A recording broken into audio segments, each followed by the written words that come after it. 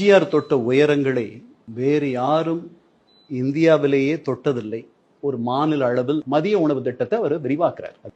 எல்லா ஸ்கூல்ஸ்க்கும் எங்கெல்லாம் தேவை இருக்கிறதோ அத்தனை ஸ்கூல்களுக்கும் போகும். இப்படி ஒரு திட்டத்தை கொண்டு வாங்கன்றார். அவர் சொல்லிட்டாரு, சூடா இருக்கணும் சாப்பாடு.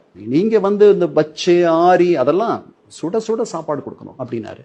அந்த திட்டத்தை கொண்டு போய் அவர்கிட்ட பிரசன்ட் பண்ணும்போது அதிகாரிகள் சொன்னது இந்த திட்டத்துக்கு எவ்வளவு செலவாகும், மண்டேல இருந்து ஃப்ரைடே வரைக்கும் இந்த குழந்தைகள் இந்த ஸ்கூலுக்கு வருவாங்க அப்படின்னாரு. எல்லாத்தையும் கேட்டுட்டு எம்ஜிஆர் கேட்ட ஒரே கேள்வி, ஏன் சனிக்கிழமை ஞாயிற்றுக்கிழமை பசிக்காத அவங்களுக்கு? 7 நாளும் திட்டமாச்சு.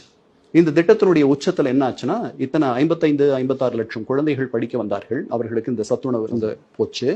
இது தவிர முதியோர்களை சேர்த்தார், பென்ஷன் வாங்கிட்டு விதவைகளா இருக்கிற சில பேரை சேர்த்தார், டெஸ்டிடியூட்ஸ் நம்ம ஆங்கிலத்தில் சொல்லுவோம், கைவிடப்பட்டவர்கள், அவர்களை சேர்த்தார். இது அதனுடைய உச்சத்தில் 95 லட்சம் பேருக்கு அவர் படியளந்து வயதானவர்கள், ஓய்வு பெற்றவர்கள், தங்களுடைய பிள்ளைகளால் கைவிடப்பட்டவர்கள், வசதி இல்லாதவர்கள், தன்னுடைய வாழ்நாளுடைய குறிக்கோளாக ஒரு நவீன வள்ளலாராக அவர் இருந்தார். அதுக்கு பிறகு இலவசங்கள் தர ஆரம்பிச்சார். அவர் கொடுத்த இலவசங்கள் என்ன?